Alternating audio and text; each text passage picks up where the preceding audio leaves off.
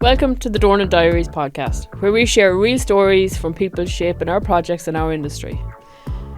This season, we're partnering with the Women Dornan network to spotlight voices that are driving inclusion, leadership and change across engineering and construction. You'll hear honest conversations about career journeys, challenges, resilience and support systems that help us grow.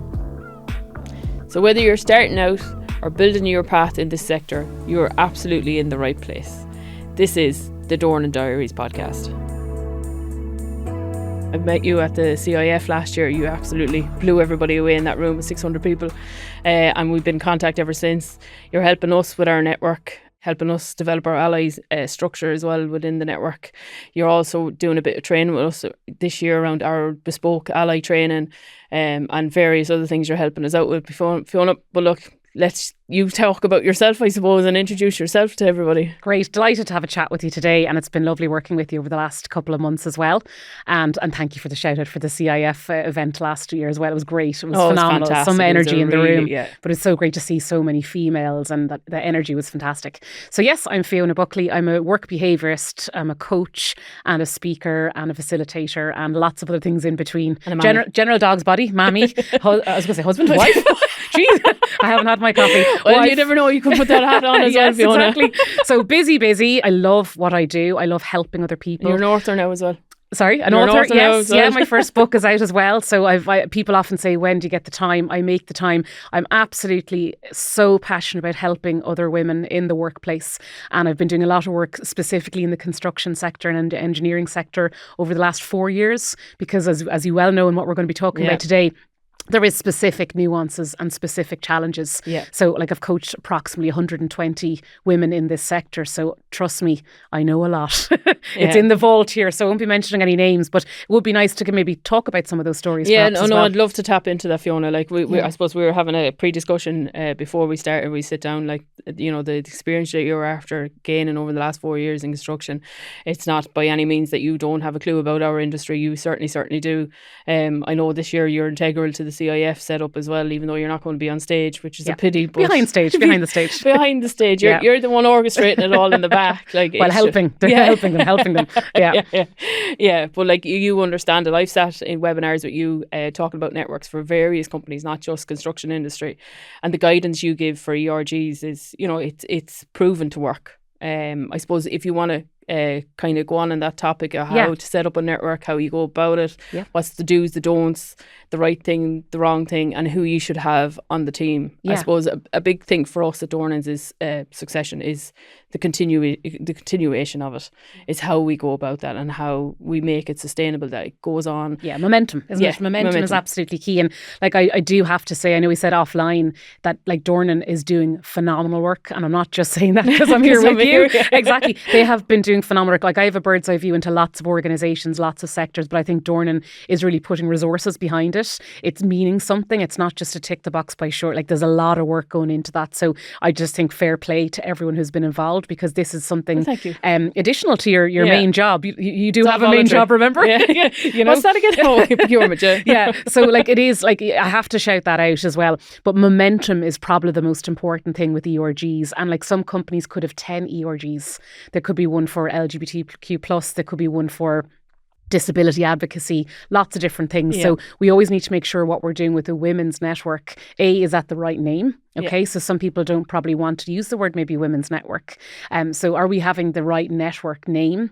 And then is it sitting right then with the other ERGs? Are they working together? Yeah. So it's not out on its own in isolation. And budget, I know you work in procurement, but budget is important. It is important. And we've been lucky enough. This is our second time around doing this. Yes. We got it wrong the first time, but we've gone at it wholeheartedly this time, gone about a budget. We've obviously taken on the likes of yourselves that are helping us on the sideline. We have another lady, Gina Bartlett. She's helping us with forms and everything else. So that's absolutely key. Yeah, you do. You need support, and you're not supposed to have to just go off and do this on your own. No. You do need people who are involved in this and immersed in this every day. I'll let you in a little secret. Most people are doing a third time round. So you might have said you're doing it second time round. A lot of things have to revive because people lose the kind of, I suppose, patience with it and they drop off or they don't have the right people. So a lot of people are doing that refresh, and that's important as well from that. Yeah. But I think the most important thing is it's adding value to the people, and that every single type of female is coming into this. It's new graduates, it's people that might be 5-10 years off retirement, all that age spectrum, all have different challenges. So we need women of all ages, all stages, as I say, involved in the ERG. Yeah. And whatever we do, we need to make sure that we're planning around that, because one of the things I've seen with ERGs in general is they put all females in one particular pillar or one bucket, and they treat them all the same. And you know as well as I do, being a woman, we have all very different needs, wants, desires, dreams. Some of us really want to climb in our career, and other people just want to hang on in there and do like the bare minimum because they might have 3 small kids at home. Exactly. So like we're all different stages, but we're not all the same thing, you know? Like from my own point of view, I'm 13 years at Dornans, but I'm 20 years in and out of the industry. A lot has changed. And like we were just talking about award ceremonies and stuff, I think they're really key to help our industry develop our ED&I policies, to help us stay on track with promoting women within the business. Even our gender pay gap, we've looked at that as a network, and you know, sometimes you think these networks are just men hating networks, but we're not. Like there's a lot into it, and there's a lot of work goes in. There's 30 of us on the panel, on the committee. 30. Phenomenal. Yeah. And it's ever evolving, it's ever changing. So it's not like it's all me on a crusade. One of the girls has a saying, once one of us shine, we all shine. Like, Absolutely. so it's nice to have like-minded women within a room, and we are based all over Europe. So but you have 30 brains on it. You know, that's what I think. And different opinions and different ways of working and everything else. But it's brilliant to see their day-to-day skills coming into the network. Brilliant. Which is fantastic. That's phenomenal. And the topic of awards as well. I think awards are great recognition for doing things right, but also you have to commit pen to paper when you're doing your application for awards to kind of go, actually, we've done all this. And like I always say, you know, look at what you have done versus what you've yet to do, because we get into a danger when we're running ERGs and women's networks that it's all about, look at this, they're doing this and we haven't done that yet. But it's very important that we focus on what we have done, and that success, even from the previous run of this. The successes are really important, because that gives it momentum as well. And I think when we see live stories, like maybe a little case study or a story from someone who's really thrived from being involved in the network, that makes us feel good. And that should go in an award application, by the way. Thanks, Fiona. Okay. You might help us with the next submission. We didn't win the other night, but I think it's given us a little bit of a kick up the arse to go, we'll go at it again. We to be fair to us all, we don't get defeated. You go again. We go again. Because you have to. In our industry as well, you have to go again. You have to keep going. Perseverance, and it's the right awards. You know what I mean? It's to go in for the right thing at the right time, and then it's a lot easier, you know. But it's good recognition and it's good validation, I think, for the ERG. We tend to do a recce, so we'll go to an awards, sit there as somebody there just to see what the dinner is like and what the atmosphere is like, and then we'll go, we need to submit. This is how we feel about it. So it's important to fit. And again, with that budget, we're very lucky that we have that budget to play with. So like, you know, we can get speakers, we can get whatever we need out of that budget. Marketing, we're sponsoring a network event later on this year. Like, so it's stuff like that that the budget is so important for. And with International Women's Day, we're getting a lot of calls from people saying, we need a speaker, but we have no budget. This happens every single year. And then on my question back is like, what else are you doing? Nothing. This is it for the year. I said, well, don't do it. You know, I'm boldly saying, don't run an IWD event if you're not actually going to do anything else. You did a webinar as well on that, didn't you? Yes. That was very, beyond very the hashtag. Beyond the hashtag, it is like, because it is a lot of, like, it's no disrespect to the CIF, but a lot of people that go to it, they're there for the hashtag, and it's just, you know, it's a big day out, it's a long day, but it is very informative. And as you said from last year, like, it was just jam packed, but it's because our industry has so much to show that women are doing in it, like from apprentices to directors. It's just sold out in 50 minutes or something. You know what I mean? So like, we've been capped off in our tickets this year. We're like, no, we're not allowed. It's sold out so quick, but you see, some people are coming to that to network, some people are coming to that to get information, and then some people don't have any other events that they will have in their own company. That's it for them, you know, whereas you're fortunate, you have a lot more coming. And we're lucky that we've partnered up this year with Joanne White, so we're sponsoring one of her networking events down in Cork, because she's never come down that far. So we're, again, because of the budget, like, it's a big thing. Like, once you have the backing of the board of directors, and they want to know what you're doing, what they can do to help us. Our board is very male dominant, but they know that, they recognise that, they've called it out over the last while as well, that there is not enough diversity in our board. So they want to look at it, and I suppose with the help of the network, that's what they're trying to achieve. Brilliant. Out of it. It's phenomenal to hear this, though. Yeah, it really is. You know, 13 years ago when I started in Dornans, it was myself and a female PM actually on our job in Sheffield, like, and it was just, you know, it was only the two of us. And she's still with Dornans now. But like to see where it's come to now, like that, like even my boss's team, we've 27. There's 27 of us. 3 of them are males. Yeah. And he's a big advocator for women, that he works better with them. It's just, I think we're underestimated within our industry of what we're capable of. Hugely. We're very good at holistic viewing, like that we can see the whole lot coming at us. I see it with my other half. He's an engineer. Yeah, don't ask him to look at tomorrow. I'm always ahead of it. Like but that's and that's what I think the industry are missing out on by not having more women. In senior levels. Like we don't need to sit here and talk about the diversity piece because we know it, right? But for people listening to this, like diversity of personalities, everything is important. If we just get everyone who's cut from the same cloth, we don't get the same outcome. You don't. So, you know, the middle-aged white man, like it's going to be the middle-aged white man's perspective on everything. Exactly. And we need this for the future, you know, for the future generations coming through, and, you know, with schools and things, like looking up and saying, this is a career that I can go into and it's sustainable. So the more role models we have in this industry, the better. We need to showcase them. We need to talk about them. We need to talk about the success stories here. So another thing I want to talk to you about is allies. I suppose we've been working together on our ally programme. I suppose it'd be good for the audience to hear how important allies are and what they mean to a network like ours. I suppose when we started our allies, we had a full list of about 40, 50 guys. But since tapping into you and educating ourselves along this way, it's not the right way. So maybe want to speak a bit about how important they are. Yeah, this is the one thing that people can sometimes get wrong is the ally training. They think it's just about picking the influential people in the business, male or female, that can be an ally when they see or call out things that might not be very inclusive and things like that. It's people on the ground, but it has to be the right people. So having 40 or 50, it's too many. It's too many.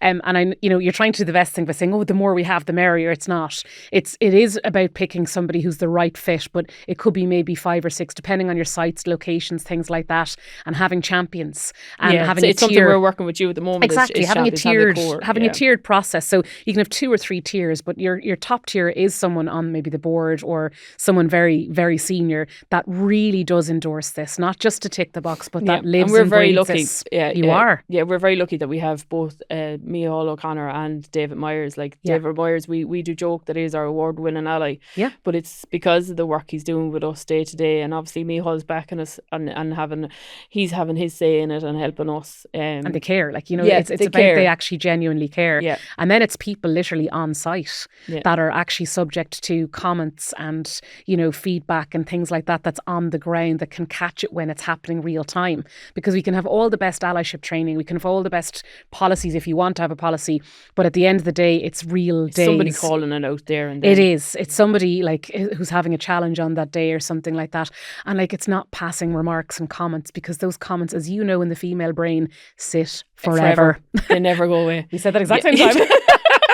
It sticks and stones may break my bones, but sometimes words can really... It is. But like a male's brain will even forget that they've actually said that, because they compartmentalize from a neuroscience perspective. You've probably heard this. So for anyone listening... from experience. Yeah, exactly. And at home as well. Take out the dishes. Or take the rubbish. Didn't hear that. Empty the dishwasher. Like from a neuroscience perspective, women collect everything. And I kind of want people to think of it this way. You know, at the end of the day, when you're taking out the rubbish in the kitchen, it's the same thing with our brains, right? Where there's all sorts of stuff after landing in our brain that day. It could have been one comment said to us in work in a morning that has literally lodged in our brain for the rest of the day. It happens and the thing is, daily. But we don't take out the rubbish. It sits there. So if you think of all the stuff that we collect over the years, all the conditioning, all the comments, everything, it just stays there. So we never forget, and we probably never forgive as well. We hold on to it, whereas a male's brain just drops it and goes on to the next thing. So when you're seeing somebody, say if a male made a comment against you, and you're working with him regularly, every time you see him every morning, you remember. And he doesn't. You know, and that's the thing. So we have to be very mindful of the things that go on in our head, because if it builds and builds and we don't process them or leave things go, we can get very full. It can stop us from applying for a promotion. It can stop us staying in an organisation. You know, I suppose women we're our harshest critics at times. Like, so you're 100% right. We hold on to everything. Like, Yeah, and I mean, I know we're talking about allies, but that is relevant to that, because like an ally is someone who can possibly take you aside and have a chat to you over something and give you a different perspective. Yeah. Because often in our brains we are very fiction-led, so you can have fact or fiction. And if an incident happens, I don't mean a health and safety incident, but if an incident with a challenging conversation happens with a male colleague or even a female colleague, you have to then decide, okay, what's the fact here, or am I emotionally bringing a lot more into it, which is fiction, like a storybook, and you're going off on a drama, and legs and arms and tails have been added onto it, and before you know it, you're so far from the truth of what happened. Yeah. And then you tell somebody else, and then it gets worse and worse and worse. So we need to be very mindful of what's the fact, and an ally can help you stick to that narrative and make sure that you're okay, and then help you process that and bring it forward. Yeah, if you and I need think to. it's important that allies realise it's not all about like sexual harassment or anything like that. It's about career development. It's about, things that they wouldn't think of. Like, I've gone to a site out in Belgium, and it wasn't until we did a walk around, came back, and we told him the issues that were on site with our facilities. He was like, I never would have thought of that, because he's not seeing it in the woman's eyes. He's not seeing it the way we see it. So he was like, no, like, whatever you need to do, you need to do. But again, until I suppose we're having them frank and honest conversations with our allies, they don't know. It's something that we've launched in Dornan's is ally walks. Again, with the help of yourself, Fiona, we kind of want to bolster that this year, because it's important, I think, that the communication is there and it's a relaxed setting, and we've obviously not a check sheet, but just something for them to relate back to, that they can go, oh, well, this may be what's happening, we need to discuss this and everything else. So it's and this, we've now started inviting them into our meetings. So we invite 2 allies into our face-to-face meetings, so that they see what the network are doing. So to remove that stigma that's around women's networks, and it is man bashing. Like, no, you see the work we're doing in this, you'll see it. And we're very fortunate that David Myers presented to the management team a presentation on our behalf, and it came across really well, and it was really well received. So when we just need the allies just to. Yeah. And and if it ends up being not the right ally, we go again. Yeah. And I think from it's great to hear the success you've had with the top tier really supporting you on this as well. But it's more around psychological safety, I think, with allies, because you obviously have all the health and safety, physical safety stuff there. As you say, it's not just about sexual harassment; it's psychological safety, and it's things like even bathroom facilities. Like on site, like when someone, it could be time of the month or something, and they need to go into the bathroom, but they're on site, and there's complications around that, like things like that.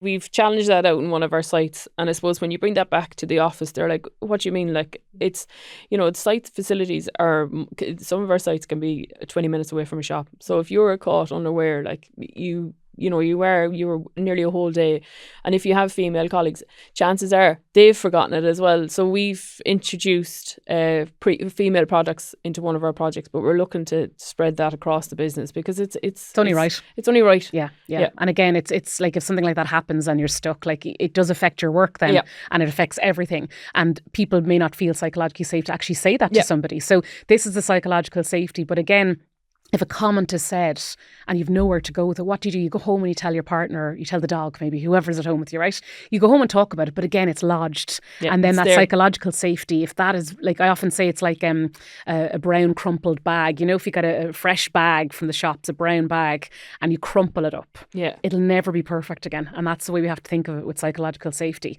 If something is breached there, you're trying to uncrumple it, but in your head, it's like there's something after happening. So, women will go, have a lot more challenges than our male counterparts. So that's why women's networks exist. That's why allies exist, to help us.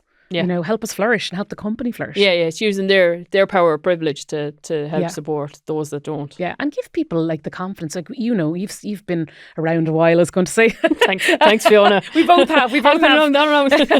But we've both been around a while, right? We know the likes of kind of confidence and imposter syndrome keeps creeping up. It's there all the time, and like allies can actually help fill the gap on those kind of things too, because they can reassure, they can validate, they can help with that. It's even having a girl's back in a meeting. You're going into a meeting with 10 other men that are probably, they know the knowledge a bit better than you. They've been in the industry longer, but it's up to that person, the ally in the room, to say, give you your floor space, give you your time, let your voice be heard, because more often than not, a man will shout over another. You just don't get your voice heard. And sometimes it, but you just sit there and you say, Yeah, but Nothing. even naturally with tone Yeah. and pitch, a female's voice, generally speaking, Yeah. some of us have deeper voices, but it's generally a lower tone anyway by physicality. We have our own permission to walk out of a meeting or Yeah. end a call, and every single person under the sun has that permission to end something if they don't feel psychologically Hot safe. topic at the moment is obviously perimenopause and Yeah. menopause and everything else. So again, we're doing a lot around the network of that and educating a lot of our leaders. We have a couple of mandatory training this year around menopause, which is, it's you want females to stay in the industry to a certain point. Like, you don't want them to drop off by the time they come 40, 45. You want them to stay. You have to adapt and you want them to stay. So like, menopause is a big, it's a hot topic everywhere.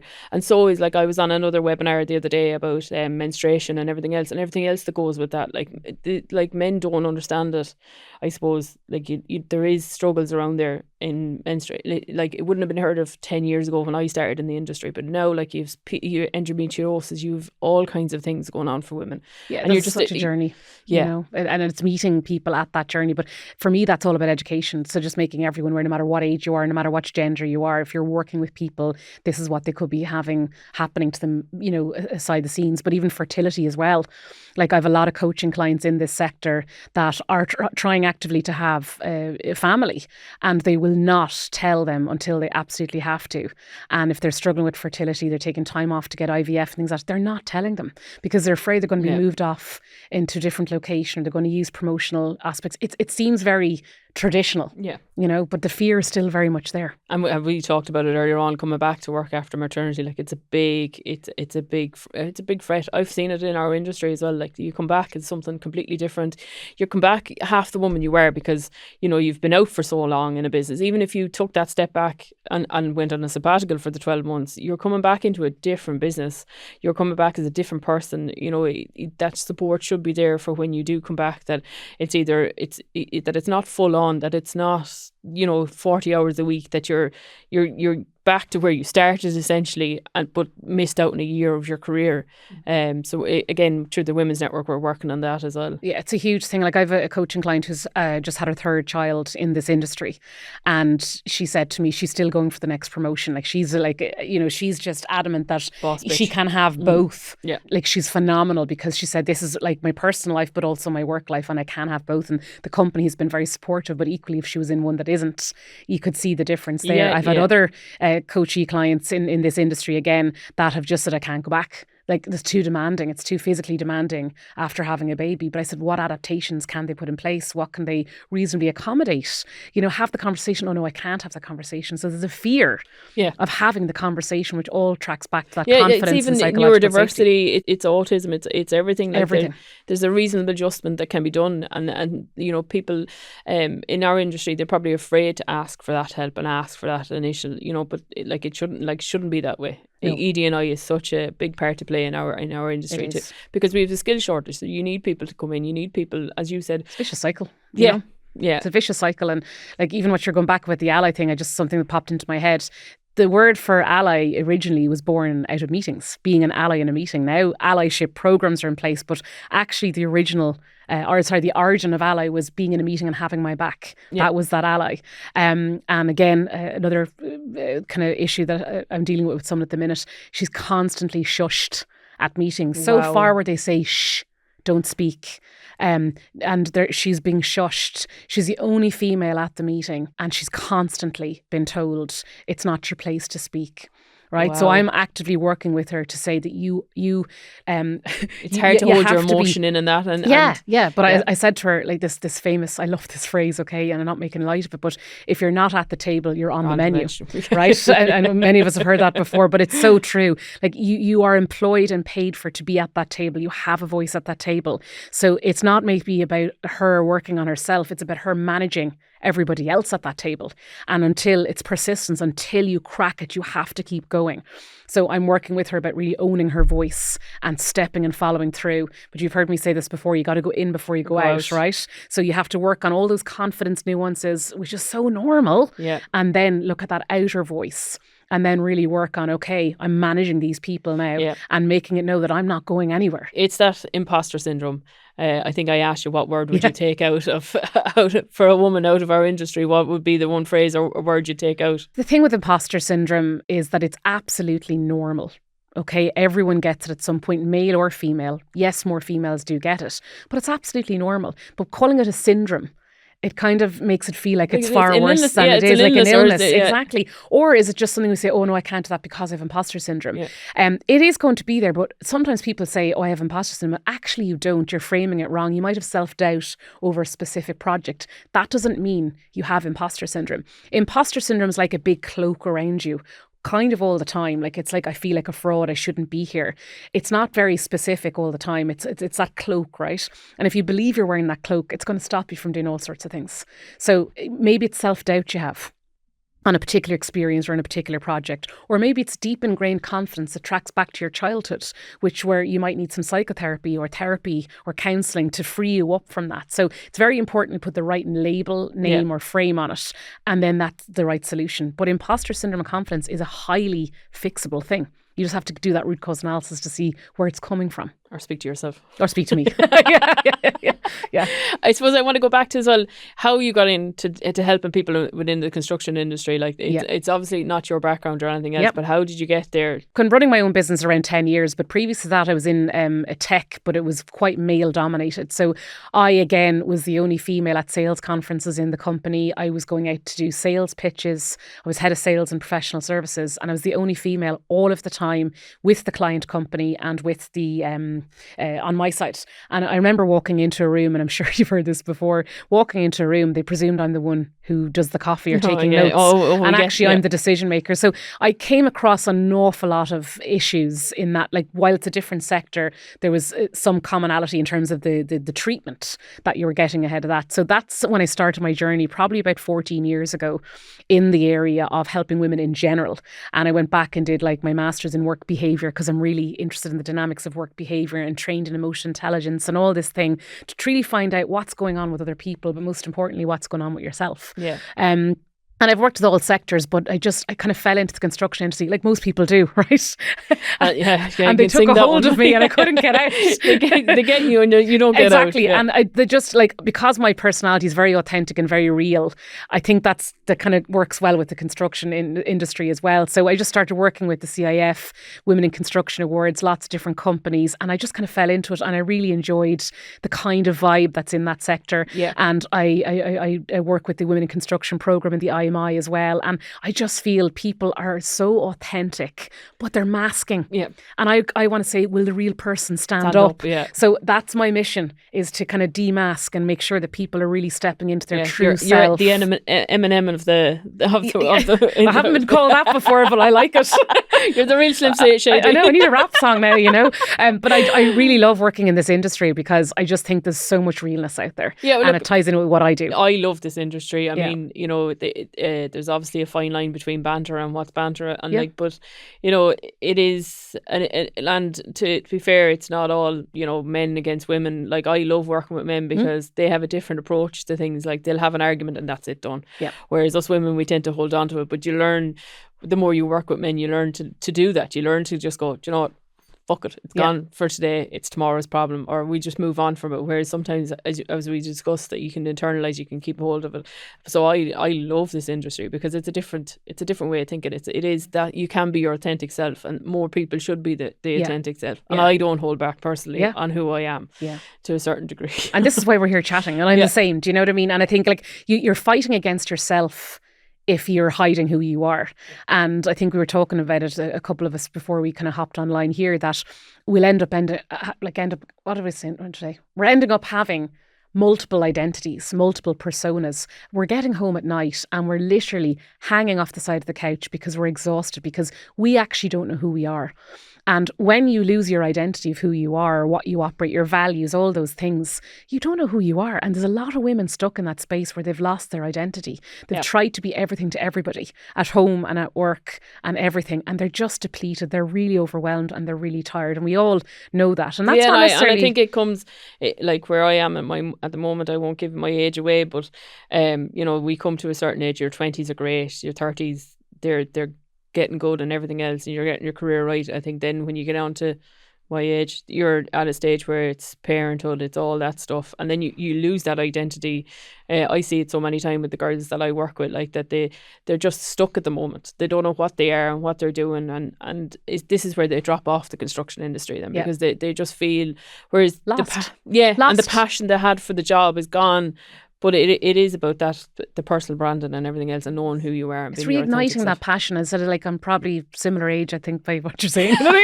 No one's telling anything about the age here. Yeah, we're less than 50 anyway. Okay. We're in the same age bracket here. But it is like, it's that identity shift, and like you see, your values shift every decade, and you know that 35 to 45 is such an important age category where we start landing and arriving into our true self. Yeah. Then after that 45, it's important that you hang on to that, okay, that you really hang on to that and say, what do I want here? What gives me fulfillment? What gives me joy?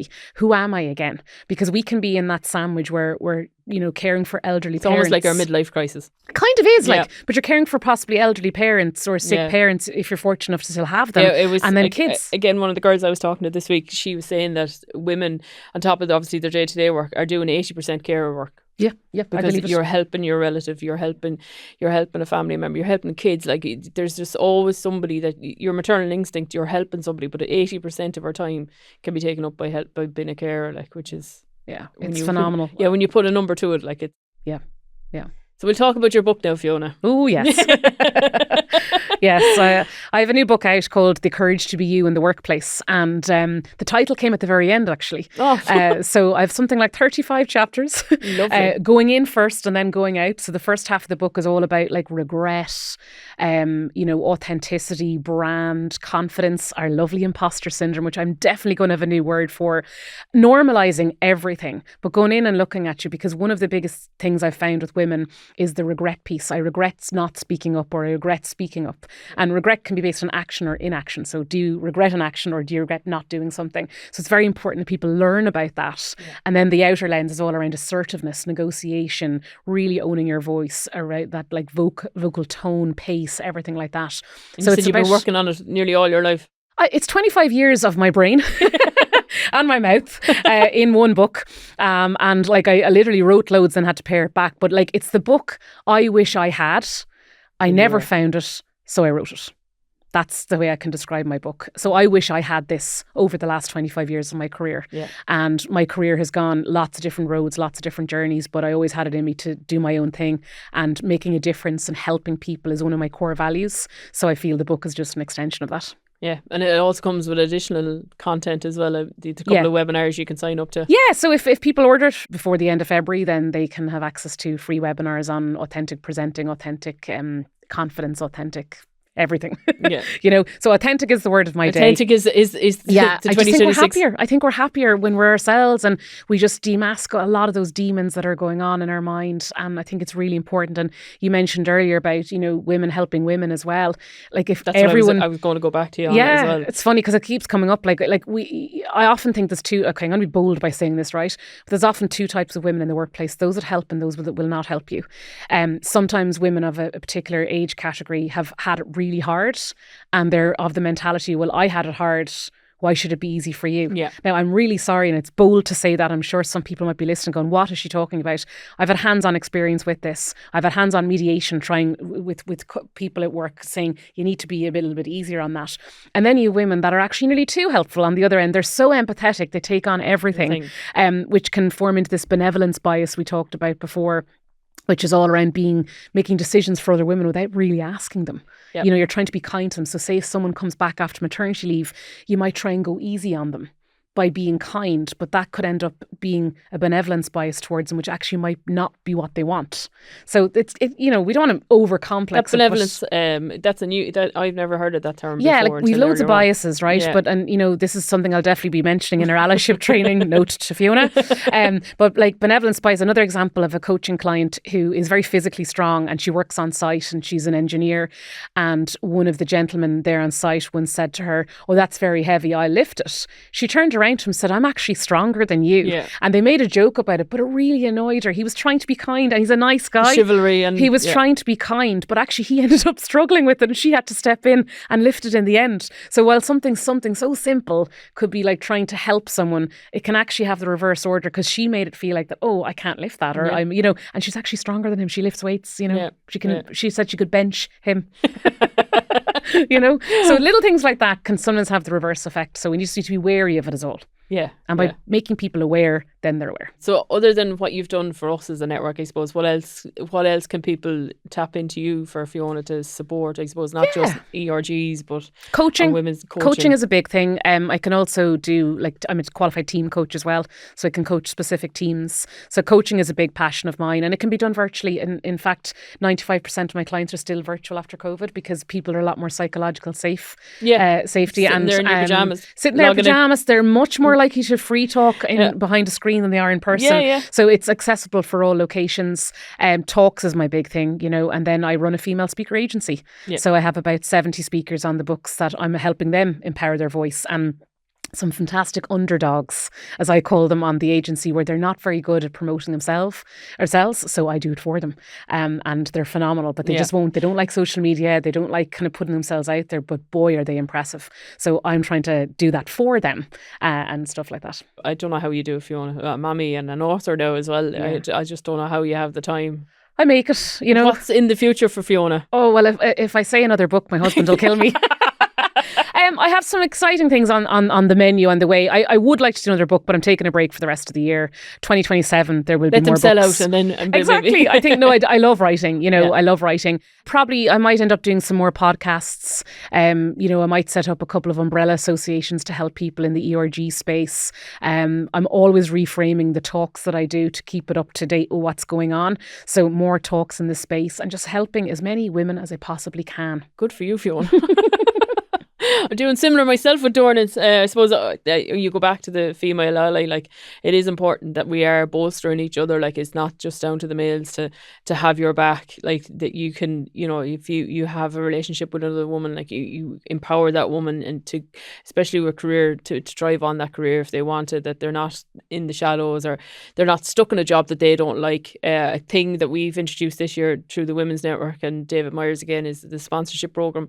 Kind of loose around the details, but we're some girls are in like an admin role and they want to stay with Dornans, they want to progress their career, but they have no idea where they want to go in. So the likes of our directors and stuff will look at them and they'll bring them in and they'll educate them and they'll put them on a different career path. So they end up, it's all about that retention, like keeping women within the business. And I've been at it now since I came back, like a couple of girls in our inside in Dornans that I'm like, you could be the next person, you could be on that org chart, you could be, there's no reason in the world why you couldn't be that next person up there. And like you don't have to stay in your day, like you don't have, especially in our industry, like there's so many things you can do within it that not always site based, you're sometimes office based. Like our mental health in Dornans is absolutely fantastic. So if you have a penchant for that, like it's something that you could definitely. Career is huge at the minute. Like I've seen that as a real hot topic in general, but again, showing their options. Yeah. And I always say, like, a lot of us go home at night again and think and say, oh, I heard this person got a new job in Dornan. I would have loved that. But they never let people know that they're interested in that. So I always think if you are working in line with your strengths or you've kind of an untapped passion that's not fulfilled, you need to tell people in the workplace. And that's like something what your Women's Network can really help with. Yeah. Let people know that's what you want to be doing, or in the next 5 years, you'd love to get into that space. So he can work with you on that plan. We obviously, we have a stringent HR department. So we do we obviously have sit downs every year, every 6 months to go through your career progression. But sometimes it was actually David that said he's finding when he's talking to college girls that when they get into their second year of college, they're kind of focused on that and don't want to move away from it. So I think he's kind of seeing the difference between male and females, that females want to stay on that trajectory, whereas guys are more flighty. They'll try anything. But I think, it was interesting to hear him talk about it, that, the women, we are focused on it, and to try and pull us away from it, we're very loyal. Yeah. As a human being, like we're very loyal to it. we make decisions differently, like we've like just to kind of give a bit of a value piece here is like we've 4 intelligence centers that make decisions in our body: the head, the heart, the gut and the feet, right? So think of like those things that make decisions. A male brain will often make decisions by head.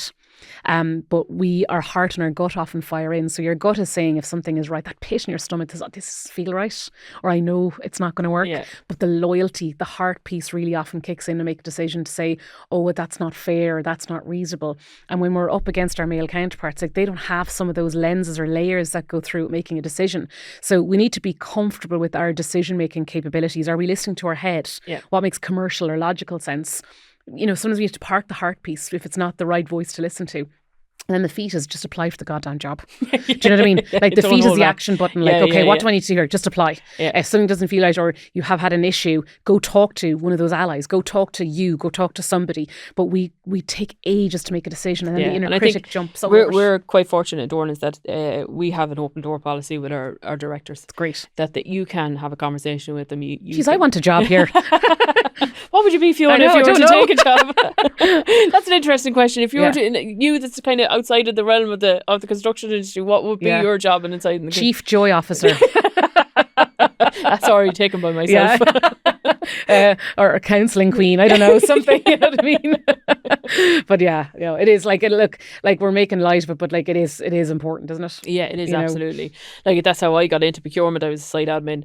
I contacted our director and said, look, and like it's a big thing to contact a director, but he came back to me, he told me to do this. We had a couple of interviews and stuff, and here I am now. If you're, it's the feet, it's go for it. The action. Yeah. Yeah, and what have you got to lose? The fear piece. It's even doing the podcast. What have I got to lose? Yeah, the fear. It's the fear. Like, and if you think of all the fears that can happen, like fear of judgment, fear of rejection, fear of failure, fear of not being liked. It's everywhere. Yeah. And what do they say? It stands for F everything and run, or false evidence appearing real, whatever acronym you want to use. But fear is never going to go away. It's always going to be there. Use it for your advantage, not for a disadvantage. And kind of I always say, look fear head on and go, do you know what? I'm going to do it anyway. Yeah. And have that kind of mentality around it. Because we'll never do anything otherwise. We're only here for a short time, so we may as well do what we want to do. Most of us want a challenge. You know, the opposite challenge is boredom.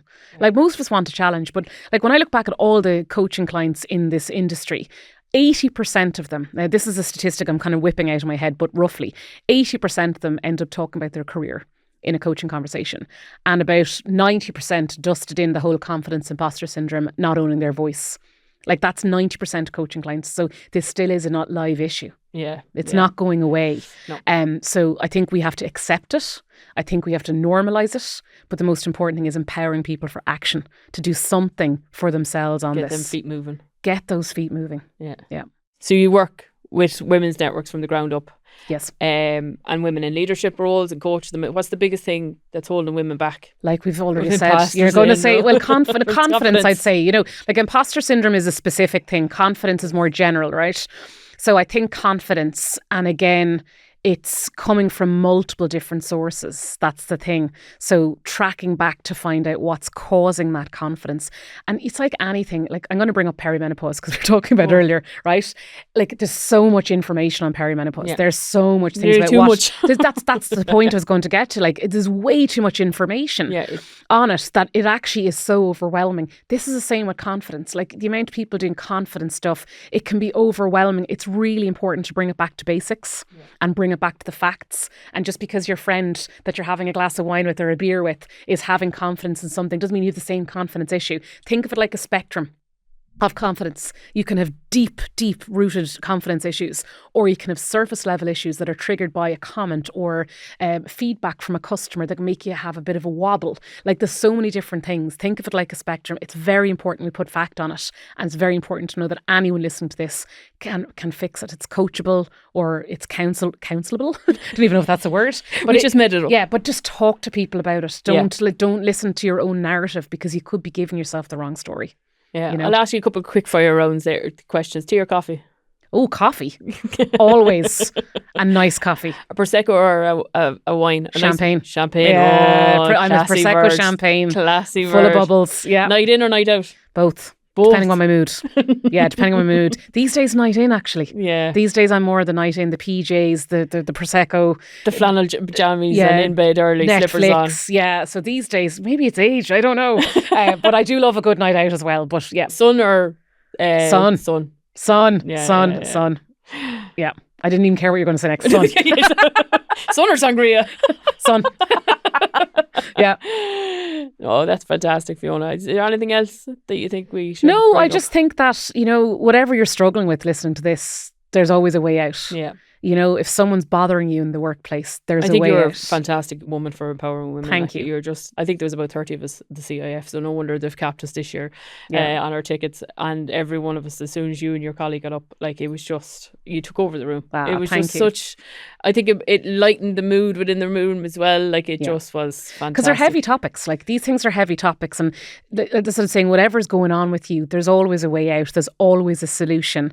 And the one thing... A wise woman once said, my sister, she said, there's more solutions in the world than there is problems. So what's your problem? It's down to I'm going to kind of end with this piece, but it's authentic optimism, right? Word of the day for me is authentic, right? But authentic optimism is where it's at. It's only a word I learned as I was writing the book. So this is why I want to share it, okay? So we can have optimism, which is everything is going to be great. We can have toxic positivity, which is people not looking at their true feelings at all. Everything has to be positive vibes only. That's not good either because you're not processing stuff. You can have pessimism, which means it's never going to work out and it's raining on me today, not the world, and it's very negative. But authentic optimism is, it's pretty hard at the minute, but I'm confident in my own ability that everything is going to work out. Yeah. And that's authentic optimism. So anyone listening to this, if whatever's going on, if it's a promotion, if it's a difficult colleague, that authentic optimism can be go back home to yourself and say, whatever it is, I am confident in my ability that whatever happens, I'll be okay. Yeah. I've kind of gone through that process myself over the last couple of months. I've made big changes in my life. Myself and my husband, we moved back. I was well ingrained in the London business and everything else, came back. And there's been a lot of change for me personally. But I said this year, I'm going to approach it a lot different than what I did last year. Focus on myself. Mindset. Yeah, my mind. It's the decade again. I think the shift in the decade. That I'm no, focus on me. Get things right for me. Go with it. Yeah, it's about really just saying to yourself, what do I need? And that's actually one valuable piece I say to everyone. What does your world need right now? Okay, and I love saying that to people. Again, people listening to this, just ask yourself right now, today, what does your world need right now? It could be pause. Okay, it could be balance, focus, energy, motivation. It could be whatever it needs, but what do you need right now? And that's going back to your question, night in or night out. I might have a night out planned, but really, if my world right now needs to be on the couch for the night, I decide there and then that's what I need for me. That's what you need, yeah. So what does your world need? It's the most powerful question you can ask yourself any day, especially when you're tired. What do you need right now? Maybe it's a glass of Prosecco, Yeah, exactly. Go the full hog. Yeah. We're worth it. Or the pint of Guinness, one of them. So look, Fiona, I could talk to you all day. I think we've been talking 2 hours now before we even started recording. And look, I am very excited to what 2026 is going to between us and the network.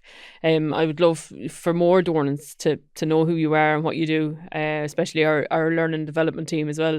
You're fantastic. Again, I don't know how you do it. Oh, thank you very much. It's been so nice having this conversation today. I wish we recorded our pre-conversation as well. Far better. But I look forward to working with you and everyone listening here. You've got this. Thank you, Fiona. Thank you. That's it for this episode of the Dornan Diaries podcast. A big thank you to our guests for sharing their time and insights, and a thank you very much for listening. If you have enjoyed this episode, could you please follow and subscribe? We'll see you next time on the Dornan Diaries podcast.